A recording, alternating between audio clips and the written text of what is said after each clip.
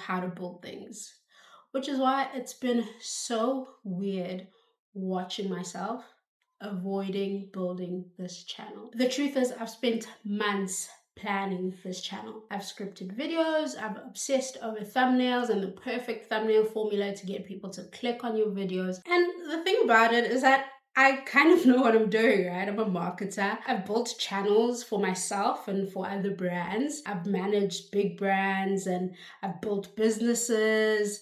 I know how to do this. I know how to execute.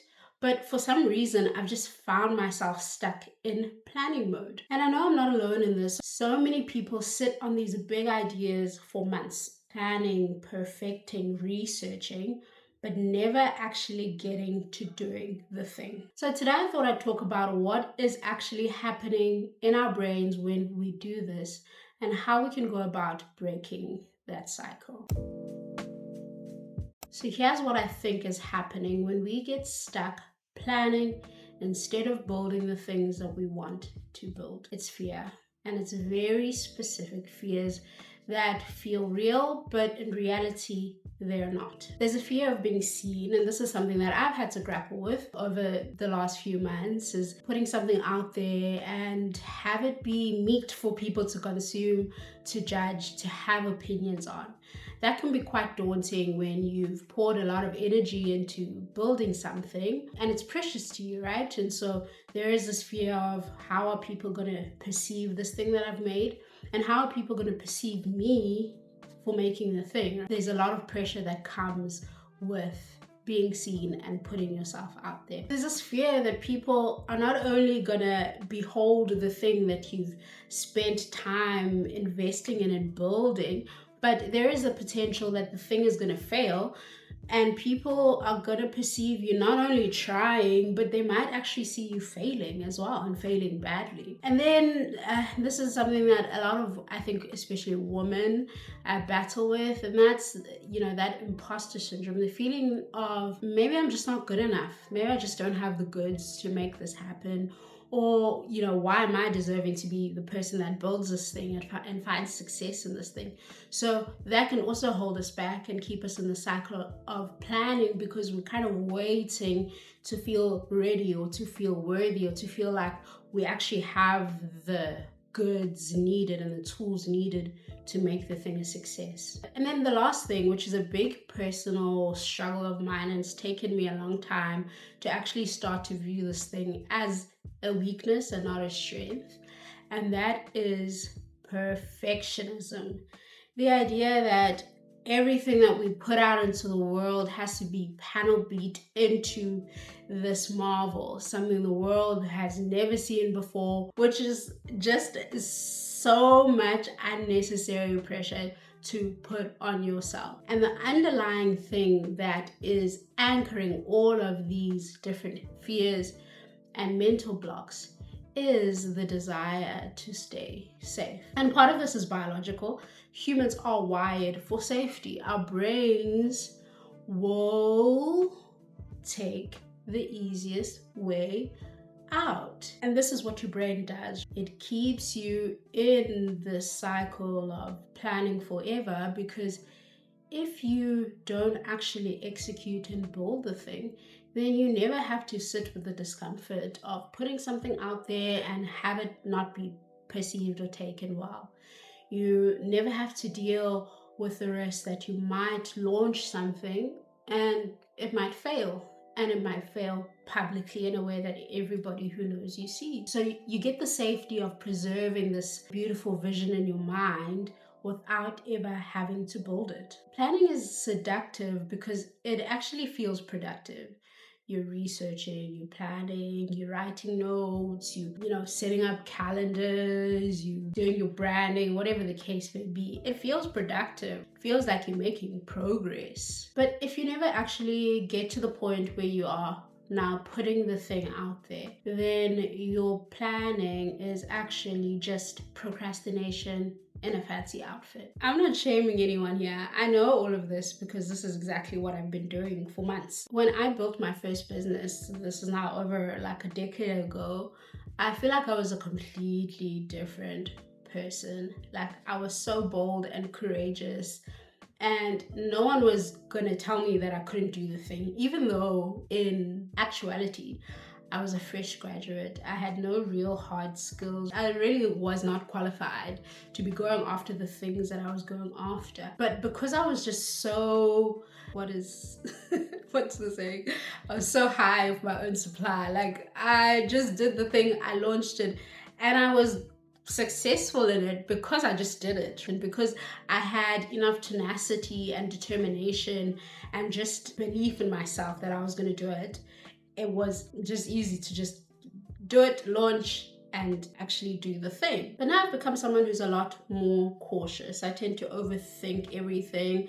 And part of it, I think, is just like an age thing. As you grow older, your responsibilities change and the stakes are higher. You're not just 22 and have a dream. You have responsibilities, you have bills, you have dependents, you have a partner that you're, accountable to in some sense.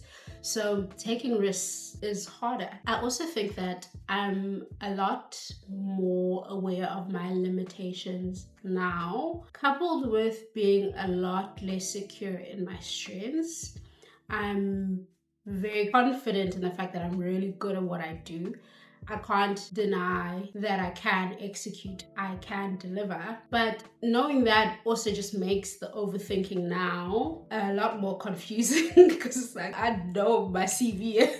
But I think it's also because, I've had a great career, lots of highs, lots of wins. But as life goes, I've also experienced failures, some small, some very big. And I think once you've experienced failure, it does pull you in the direction of calling into question what you're capable of, and it makes the fear of failing again very real. So you try to overcompensate for that fear, and you think that if I try to over-engineer, over-prepare, think about every possible risk, every possible negative outcome, and mitigate for that before it even happens, then maybe, I don't have to be worried about failing again. But that's just not how life goes. Working towards a fail-proof plan is an illusion. It's an illusion that keeps you stuck. Because here's the honest truth. The only way to break the cycle, the only way to break out of being stuck in planning mode and actually,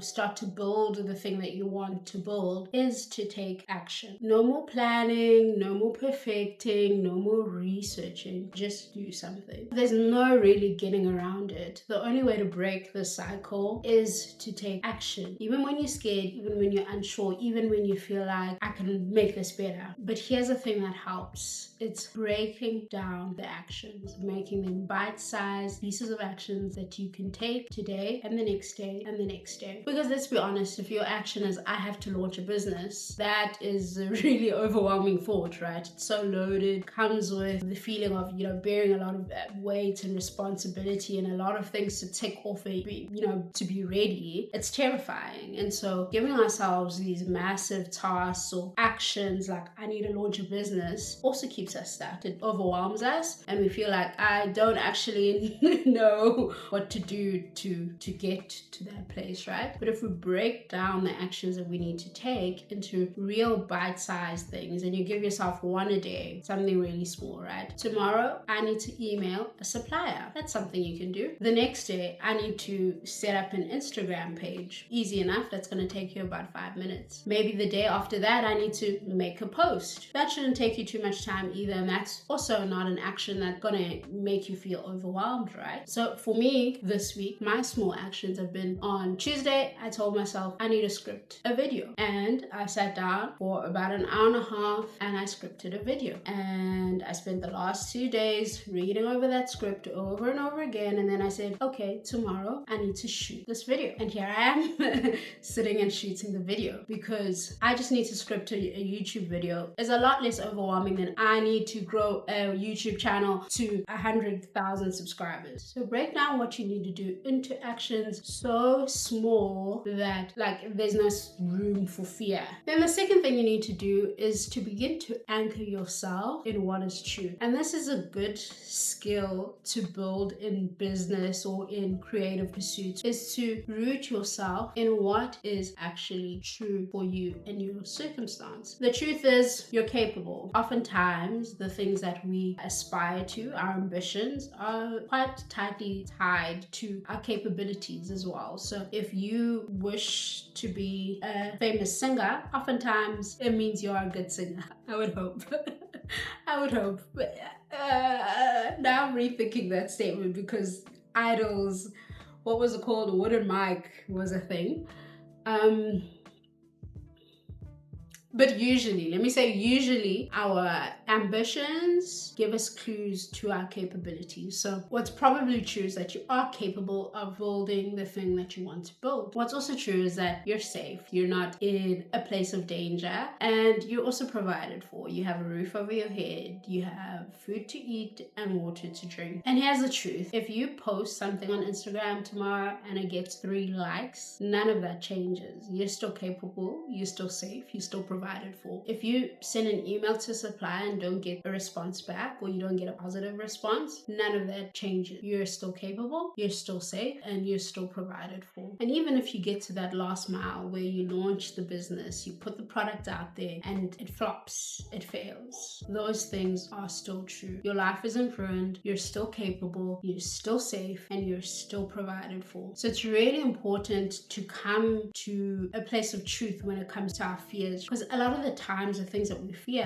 are just a matter of perception and not reality. And the reality is failing sucks. Not getting a positive response sucks. Not getting 100,000 likes on something you've put effort into sucks. But it doesn't really change anything in your reality as long as you keep trying. So really, it's not that deep.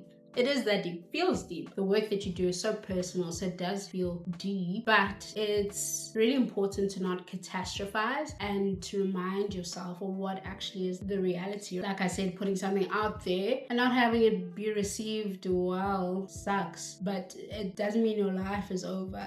People seeing you fail usually doesn't change people's perception of you. A lot of people are trying to build stuff, and at least for me, you know, if I see someone trying in public, I'm like, good for you, like, go get them, you know. And the other reality, the other truth is that we are a very self-centered species. So you think people are checking for you and they're really not. Usually people aren't checking for you that closely, and if they are, usually they are the people who are rooting for you. So you take the small action, you feel the fear, but you anchor yourself in what's real and true, and you do it anyway. And if I'm being honest, I'm making this video because this is something that I needed to hear myself. I've been stuck in the loop for weeks, planning, overthinking, planning again, and I had to pull myself towards myself and say, we know what this is. We know that the only way out of this cycle is just to do the thing that you've been over planning and overthinking. So here I am. This video exists now. I sat down, I scripted it, I edited it, I read over it, I went, it's good enough, and I sat down and recorded it. It's not perfect by any means. My strategy isn't perfect. My setup, you know, there's things I will change probably as time goes along, but this video exists now, and I have taken a step out of the cycle of planning and actually begun to build something that matters to me. So that's a win in my books, and that definitely beats another week or month of thinking about the same thing over and over again. If you're stuck in planning mode right now, just take one small action this week. Send the email, make the post, set up the Instagram page. You don't have to have it all figured out. Just take one small action. You'll figure out the rest as you go. Thanks for watching, you guys. I'll see you again in the next one.